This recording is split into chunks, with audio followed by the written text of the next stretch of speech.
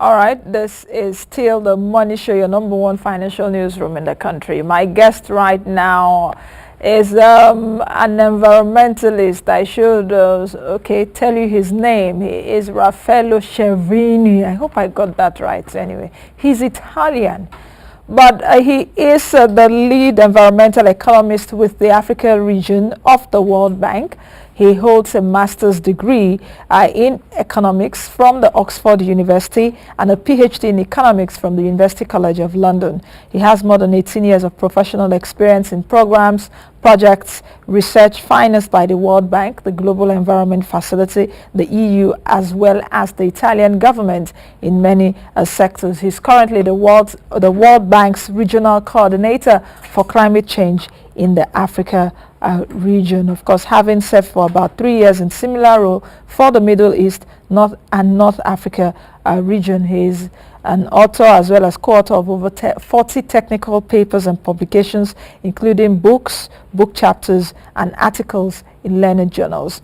Raffaello is just in the country for a few days, so I'm able to catch him and, of course, bring him on the program so that we can talk about climate change as it relates to Nigeria's economy. On this program, a few times, I've talked about climate change, but it seems that perhaps we are not taking it seriously in Nigeria. I've also talked about perhaps we should begin to look at renewable sources of energy, but the argument is also we've not even gotten electricity yet, from the normal source, and we're looking at renewable energy, sources of energy. So I'll be talking that today. And my guest, Raffaello Cervigni, has he co-authored, of course, these two books which they launched, the World Bank launched. The first one is the Low Carbon Development, Opportunities for Nigeria, as well as the second is towards climate resilient development in Nigeria. I had to quickly run through these books, and actually thought it wise to bring him on the show before he leaves for Washington. So, Raffaello, welcome to the program. Thank you. Thank you for having me. Many thanks for joining me. And let's quickly get started. Why do you think that we should begin to engage in this discussion right now in Nigeria? Of course, in my intro, I did say I've talked about climate change a few times on the program. Actually, I think, where was the last meeting held? Climate change, was it Mexico or so, the last two meetings. And I actually did say that perhaps we need to begin to look at these issues because you would see that agriculture is rain-fed, erosion, and all of that. Do you think this is the right time to begin to engage in this discussion, or we're a little bit too late? No, I think this is absolutely the right time, and there are a couple of good reasons why this topic matters for Nigeria. And as you know, the discussion on climate change tends to be on two main areas, right? So one is the impacts of climate change on development, and in this case, Nigeria's development. And the other one is the way in which developing countries could kind of pursue the development objectives while at the same time reducing carbon emissions. So they're linked, but of course they're separate, and so maybe we can look at them in turn. On the first one, it is now becoming increasingly clear from the science that climate change is posing a serious threat to development. We already know that there is quite a bit of climate variability and extreme events such as last year floods, desertification and droughts in the north, and other events that pose a threat to development in Nigeria. So the question is, how can we work together as development partners and government and civil society to put in place measures to, let's say, protect Nigeria's development from the impacts of climate change. So we looked in the book at what a scenario of no intervention would look like. And we estimate that we only really focus on a couple of particularly climate sensitive sectors, in particular agriculture, livestock, and water resource management. And basically, the finding is that unaddressed, the climate change can really pose a serious threat to the development. And we estimated that in the longer term, it can cause up to a 5% reduction in GDP, particularly through impacts on crop yields. And we focus really on the main crops that make up something like 80% of value added in agriculture. And similarly in water resources, there is going to be a lot of, let's say, departure from the precipitation regimes of the historical climate. And so it's going to be increasingly difficult to design and develop water infrastructure in the way that it was done in the past. But on the bright side, there is a lot of options out there to basically enhance the climate resilience in the sectors. So we've been looking at conservation agriculture, agroforestry, and better management of nutrients and so on. And there are a number of these techniques that are proven to be not only good for enhancing yields and productivity, but also for enhancing resilience to climate extremes. Clearly, more work needs to be done to make sure that these techniques are applied and make it the right one for the different climatic zones of the country. But I think the prospects are quite encouraging. And similarly on water resource management, I think that there are a number of ways in which we can really kind of screen out the design of this infrastructure and make sure that they can deliver services no matter what the climate of the future is likely to be. Now, we'll go into some of the details later, but I actually also want to ask you that perhaps do you think that if we don't address climate change right now, it may exacerbate Nigeria's vulnerability to, of course, weather swings? You mentioned, of course, last year the floods. I was actually caught up in one, last year, one experience. If we don't address that, it may exacerbate our current problems right now. Do you also think that if we don't also address that, Nigeria would achieve the vision, the mighty vision 2020? Yeah, you're precisely right. This was the frame that we've been using throughout the analysis. So, in other words, we took Vision 2020 as the kind of let's say, the roadmap, right, that Nigeria is set to achieve in the medium to longer term. And we asked the question, what is the impact of climate change? And as you say, climate variability already poses challenges to current well-being, but we feel that as climate change kicks in, the current climate variability will increase, will make things more difficult, and eventually could jeopardize the achievement of Vision 2020. But I want to stress that the message of the book it's a positive one, in the sense that there are ways to fix the problem, right? The key thing is to act quickly, so not to defer action, because this type of practices and the institutional machinery that you need to have in place takes time to build, right? So what we argue is that starting to work now towards this adaptation makes sense for the present and makes even more sense for the future. Do you think that perhaps we've taken that discussion, going back to the last question, because essentially you didn't answer that, do you think that we've taken it seriously here in Nigeria? Because I can imagine what you would have gone through to gather information for this book, or for these books. Do you think that Nigerian officials have taken it seriously, apart from what the World Bank is doing? Yes, sure. I think there is a great degree of awareness and concern. We are encouraged by the fact that, for instance, yesterday we had the launch event of this publication. We had quite a good turnout of participants. We had the very senior level officials. We had the Ministry of Finance coordinating the Ministry of the Economy. You had the Ministry of the Environment, the Minister of Planning. So I think there is an awareness that these issues are of significance.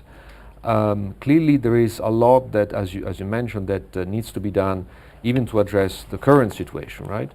And I would mention, for instance, irrigation. There is a lot of untapped irrigation potential in the country, and there are a number of historical problems, siltation of dams, and issues with the way in which these schemes can be managed and so on. But I think again, looking at the bright side, the fact that now we have other pressure from climate change can basically, constitute an additional reasons for kind of acting and trying to fix these problems. What other risks do you think are inherent in the country right now that would inhibit or that will reduce economic growth? Because Nigeria's economy is growing at a rate, first quarter at about 6.5%. What climate risk do you think would inhibit that growth? Because you said in your opening statement that if we don't address this, that there could be a drastic reduction of about 5% in GDP, and that's quite huge. Yeah. That's kind of in the long term. I mean, I don't want to kind of over dramatize the effect. An important point is a bit of a technical point, but I think it's an important one. As I said, we use Vision 2020 as the kind of our overall framework for analysis, right? And the Vision 2020 envisages not only a growth in GDP, but also significant diversification of the economy. So, moving away from essentially a very large agricultural base and kind of oil-based economy into a more diversified, industry and services and so on. Now, if the economy, this is the point that we also make in the book, if the economy diversifies away from agriculture at a slower pace, it will become actually more climate sensitive and more exposed to shocks. So in fact, a slower implementation of Vision 2020 might actually increase exposure to climate shock and therefore potential vulnerability.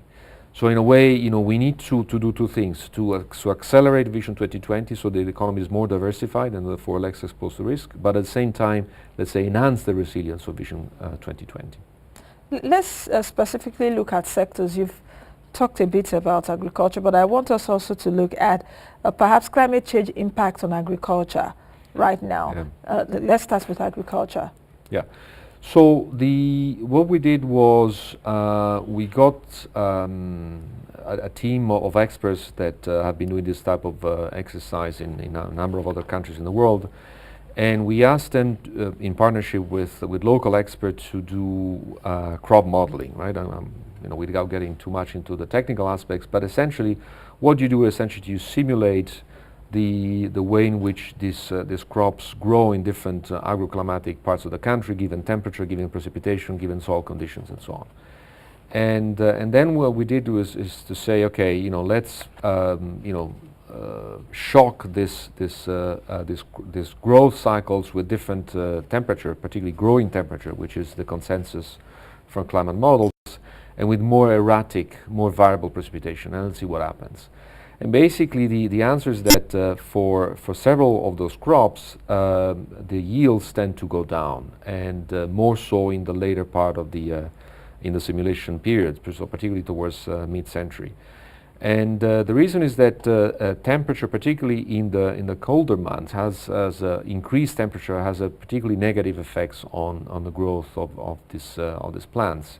And even if precipitation in some cases might increase, that turns out not to be sufficient to offset the negative impacts of excessive temperature growth. So that's the main part that we looked at. We also looked at livestock, and we know that a number of people's livelihoods, particularly in the north, depend on livestock. Now on livestock, there is less data, there is less experience. So what we did is to essentially look at the two main sources of stress. One is thermal stress, so in other words, what is the effect of increasing temperature on the health of animals. And the other one is look at the effect on feed, to which extent these changing climate conditions have an effect on availability of feed for animals. And in both cases we found that essentially the outlook can potentially be worse than at present. The exact effect, for instance, quantifying how much a given increase in temperature will affect animal mortality is difficult because there isn't a lot of baseline data to begin with. But just looking at data from other parts of the world, it is quite likely that there will be an increase in morbidity and mortality of animals. And that, again, it's going to add stress to the livelihood of these populations. What you just said right now, inadequate data or lack of data, especially when you had to take a look at livestock. Right. I think I interviewed a veterinarian about some weeks back, and he did tell me that I think Nigeria's census on animals was about 22 years ago. So with what you're saying right now, there's a need for a census, isn't it, for us to get, or for us to know the number of animals, not just the number of human beings in Nigeria. Absolutely, absolutely. I mean, this is what one of the challenges we face in the book, which is that I mean, we received a lot of collaboration from Nigerian institutions, so I want to acknowledge that. But at the same time, there is the need, and this is common to many countries, even in kind of middle-income countries, to step up their the quantity, quality, and timeliness of their data. So as you mentioned, census of animals is an important one, but in addition, it is important to look at this specific relationship, right? So between, let's say, environmental condition, temperature, availability of water, and so on, and animal health. So that goes even beyond the census. You know, it means to kind of see under which condition animals actually experience stress, because that will enable us to calibrate the models and basically predict or project for any given increase for X degrees increase in temperature, what is the effect on animal mortality and morbidity? And so, in Africa, there isn't a lot of data for doing that. Perhaps in Africa we are more saddled with, they will say more important things, because the day I was told, I actually just, perhaps like a layman asks, why should you take census of animals in the first place? No, it's very important. Have we taken census of human beings, the last census, But anyway, they're both important. They're both important. Yeah. Now, tell me about other impacts of climate change on perhaps food trade, for example. Of course, livestock is a bit, or agriculture is a bit of it, but how do you think it will impact food trade in the mid to longer term? Yeah, so we looked at that as well. We used a macroeconomic model that looks at basically allocational resources within the country and between countries. And so what we project with some of the limitation of these models that cannot capture all the kind of subtleties of reality, but what we project is that because of increase in income, I mean, assuming that Vision 2020 objectives are met or at least approximated, income grows, and therefore demand for food grows, population grows, of course, as well.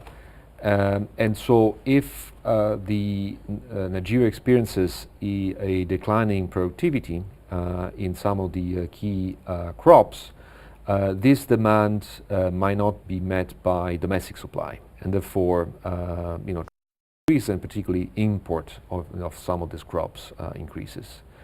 Now, of course, reality is more complicated than models. A number of things can happen. I mean, if price increases domestically, there might be an incentive for people to invest more into making agriculture more productive and so on. Investment in making agriculture more productive and more risk that dependence on income on imports will actually increase as a result of climate change, population growth, and so on. Is there an impact on energy security, for example? Because if you look at Nigeria's quest for industrialization, right, or being one of the top 20 economies by 2020, we need to develop rapidly, yep, rapidly in almost all strata. If you take a look at that and just oppose it to, okay, we want to be one of the biggest economies as well as maintaining a healthy environment, can we achieve that at the same time? Okay. Well, I think there are two parts to your question. The first one is, let's say, climate and energy security. So again, looking at the impacts of climate, right? So at this point in time, of course, there is a lot of untapped gas that Nigeria could utilize to step up its supply of energy. But there is also a very important kind of, let's say, component of the energy mix, which is hydropower.